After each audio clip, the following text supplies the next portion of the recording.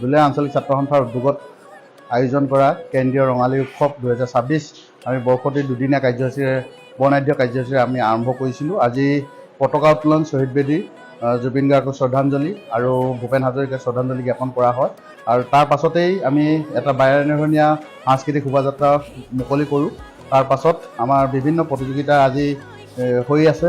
ইতিমধ্যে বিহু নাচ প্ৰতিযোগিতা শেষ হ'ল। তাৰ পৰৱৰ্তী পৰ্যায়ত চেমনীয়া, জেং বিহু, হুঁচৰি, লগতে বিহু হুঁচৰি, বিহুৱতী, বৰ বিহুৱতী আটাইকেইটা প্ৰতিযোগিতা ইতিমধ্যে হৈ আছে। আৰু কাইলৈ আমাৰ ঢোল বাদন, পেঁপা বাদন, গগনা বাদন প্ৰমুখ্যে কৰি সাংস্কৃতিক এটা সন্ধিয়া আছে আৰু সেই সাংস্কৃতিক সন্ধিয়াত বিশেষ আকৰ্ষণ হিচাপে আমি প্ৰবীণ বৰাক নিমন্ত্ৰণ জনাইছোঁ আৰু তেখেতৰ গীতৰ শৰাই আগবঢ়াব। আমি আশা কৰিছোঁ দুলীয়া আঞ্চলিক ছাত্ৰ সন্থাৰ তৰফৰ পৰা যে আটাই আমাৰ এই দুইদিনীয়া কাৰ্যসূচী যেনেকৈ আজি সহযোগিতা আগবঢ়ালে, কাইলৈ যাতে আটাই ৰাইজে সহযোগিতা আগবঢ়ায় তাকে কামনা কৰিছোঁ আৰু উপস্থিতি একান্তৰে আমি কামনা কৰিছোঁ।